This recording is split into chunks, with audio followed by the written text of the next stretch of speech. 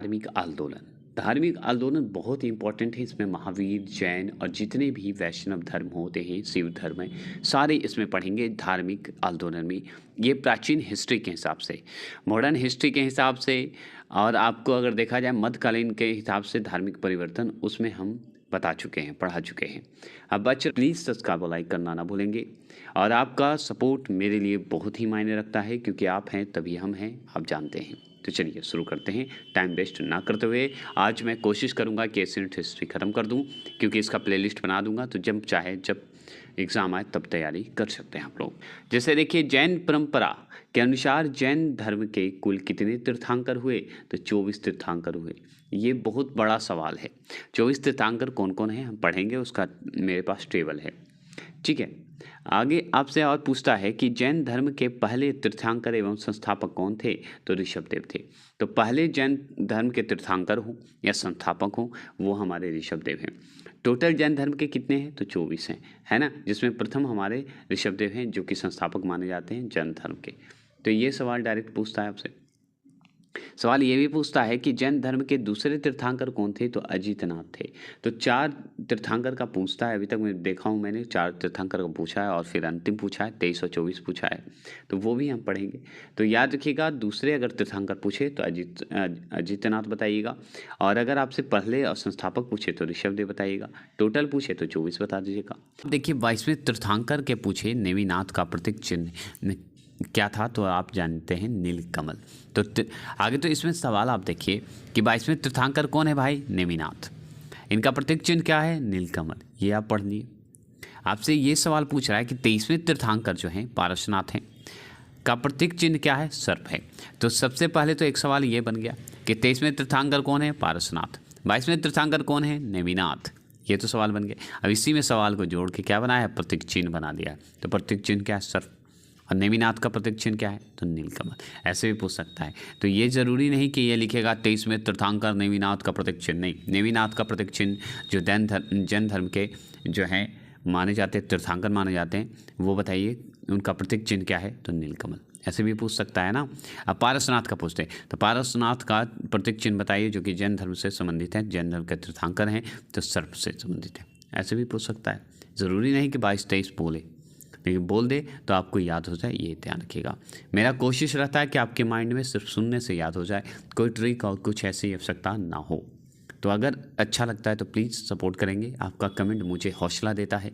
गलत और सही जो भी है आप जवाब देते हैं कि सर आप ऐसे पढ़ाते हैं, थोड़ी सर आपका गलती है, तो अच्छा लगता है, क्योंकि आपका समझाना मेरे लिए बहुत ही कॉन्फिडेंस देता है। चलिए आगे बढ़ते हैं। आगे बढ़ने का कारण क्या है कि महावीर का मूल नाम क्या था? तो वर्धमान है। तो महावीर का मूल नाम अगर पूछे आपसे तो क्या बताइएगा? वर्धमान। महावीर कितने तीर्थंकर हैं? आप जानते हैं ना, 24वें तीर्थंकर हैं। महावीर जो हैं 24वें तीर्थंकर माने जाते हैं, जो क्या पढ़े थे। इनका मूल नाम पूछे तो वर्धमान बता देंगे।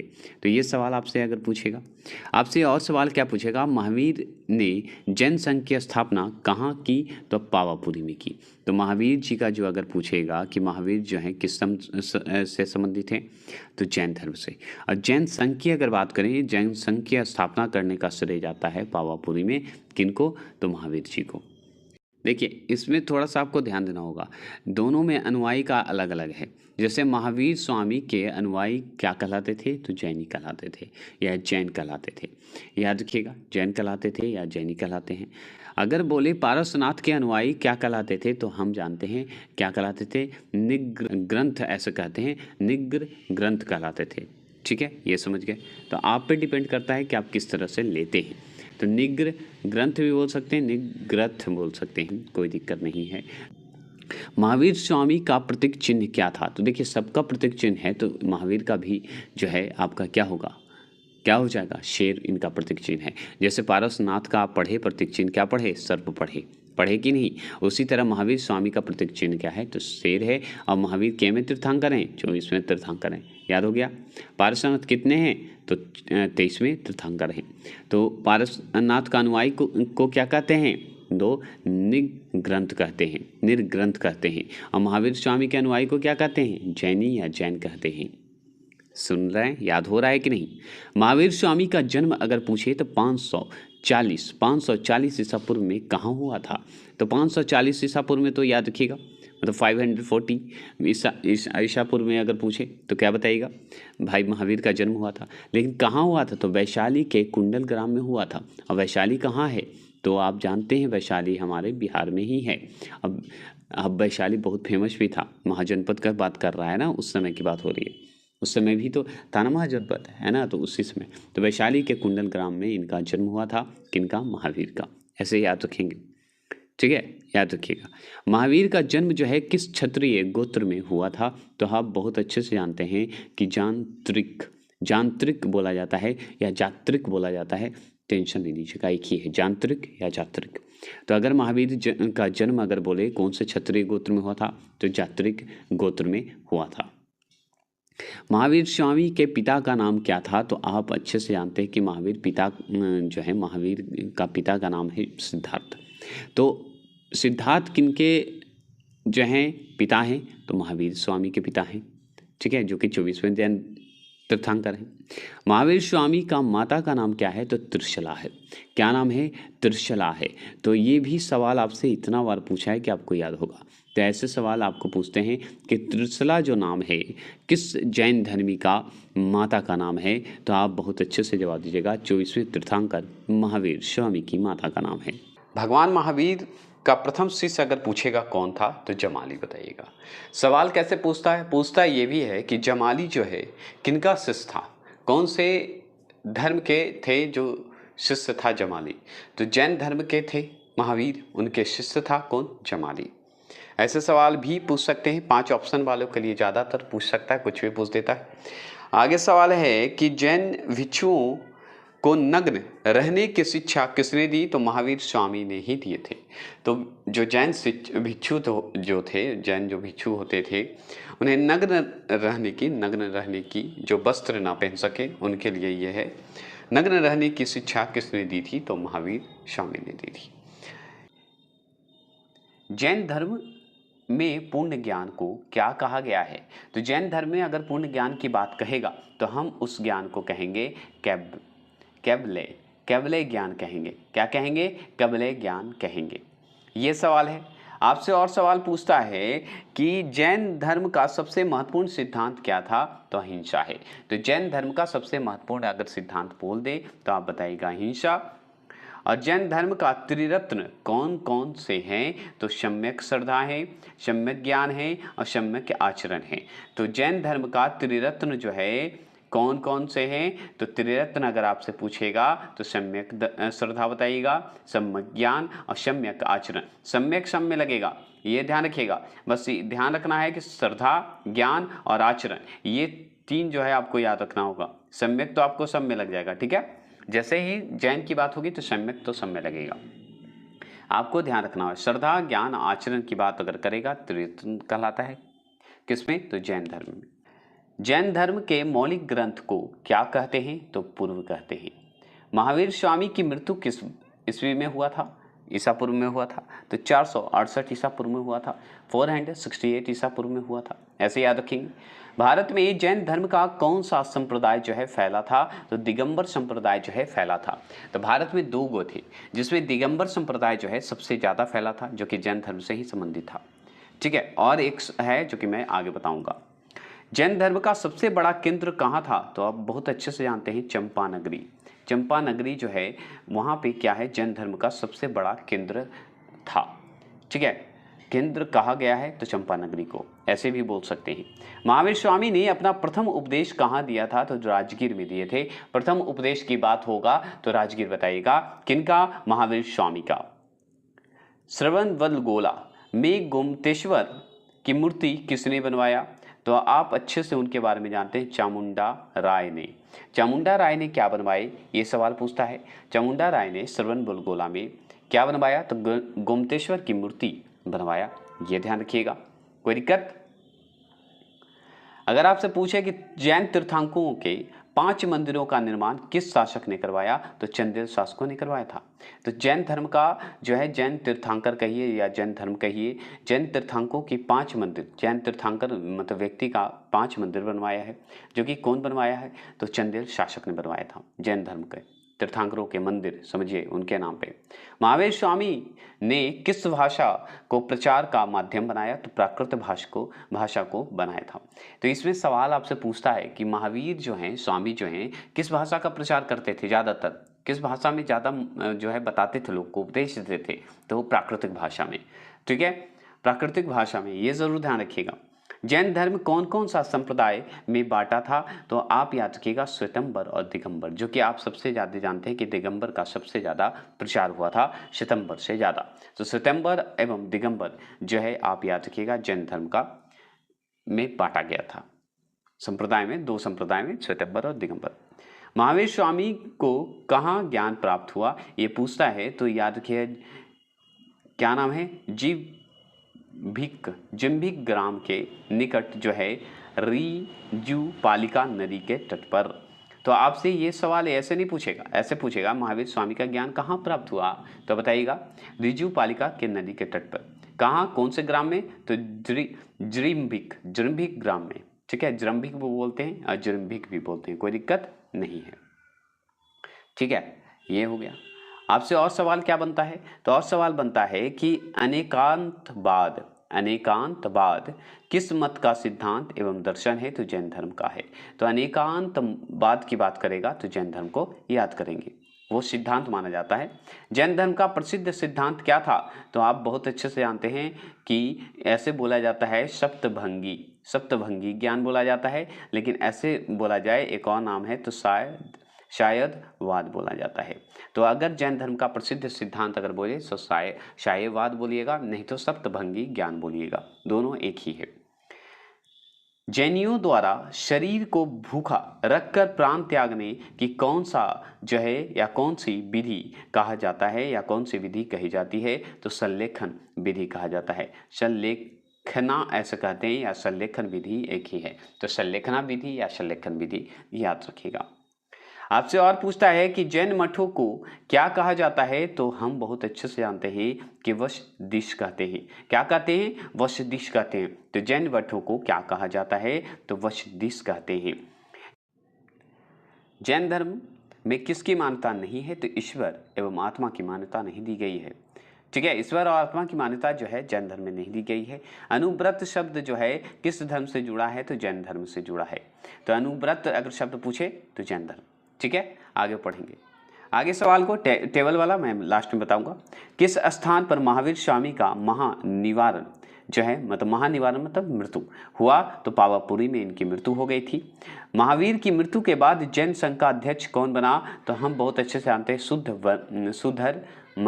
सुधर्मन जो हैं व्यक्ति जो हैं ये जैन धर्म के बने थे, अध्यक्ष बन गए थे महावीर की मृत्यु के बाद। जैन धर्म की द्वितीय संगीति जो है कहाँ आयोजित की गई? तो बल्लवी में। और बल्लवी कहाँ पड़ता है? गुजरात में वर्तमान में। तो बल्लवी में जो है जैन धर्म की द्वितीय संगीति आयोजित हुआ था। तो दो ही हुआ था, पहला और दूसरा, जिसमें पहला तो आप जान ही रहे कि हमारा जो है राजगीर क्षेत्र मतलब पाटलिपुत्र क्षेत्र में हुआ था, और पहला जो है आपका जान ही रहे, और दूसरा आप जानते हैं बल्लवी में। तो पहला और दूसरा मैं बता दूंगा, इसे टेंशन मत लीजिएगा। ठीक है, आपसे पूछेगा कि जैन जो है प्रथम जैन महासभा का आयोजन कहाँ हुआ था? तो पाटलिपुत्रा में हुआ था। जैन साहित्य का संकलन जो है किस भाषा और लिपि में हुआ? तो प्राकृतिक एवं अर्धमगधी में हुआ था। तो देखिए ये पूछता है कि जैन साहित्य संकलन की अगर बात होगी, साहित्य की भाषा तो प्राकृतिक चला था, महावीर ज़्यादा देते थे प्राकृत में, लेकिन जैन साहित्य के संकलन की बात करें तो दोनों याद रखिएगा। भाषा व लिपि पूछे तो भाषा प्राकृतिक और अर्धमगधी दोनों बताइएगा। भाषा लिपि प्राकृतिक लिपि या अर्धमगधी लिपि या अर्धमगधी भाषा याद रखिएगा। ठीक है, दोनों चला था। अब देखिए शायदवाद सिद्धांत है जैन धर्म का। शायदवाद जो सिद्धांत है वो जैन धर्म का, और शायदवाद का एक और नाम था, क्या था बताइएगा, हम अभी जस्ट बताए हैं। आगे पूछेगा जियो और जीने दो किसने कहा था? तो महावीर स्वामी ने कहा था कि जियो और जीने दो, ये महावीर स्वामी कहते। जैन धर्म के श्वेतंबर एवं दिगंबर संप्रदाय में कब विभाजित हुआ? तो चंद्रगुप्त मौर्य के समय में ये विभाजित हो गया था। तो चंद्रगुप्त मौर्य के समय में क्या हुआ कि जैन धर्म का विभाजन हो गया था श्वेतंबर और दिगंबर में, ये ध्यान रखिएगा। उस समय का शासक कौन था? चंद्रगुप्त मौर्य, यही पूछेगा। जैन समुदाय के प्रथम विभाजन कि श्वेतंबर संप्रदाय के संस्थापक कौन थे? तो श्वेतंबर संप्रदाय के अगर संस्थापक पूछे तो स्थूलभद्र बताइएगा। श्वेतंबर संप्रदाय के, ठीक है, स्थूलभद्र बताएंगे। जैन धर्म में मति ज्ञान किसे कहा जाता है? तो जो ज्ञान इंद्रियां और मन दोनों से प्राप्त होता है।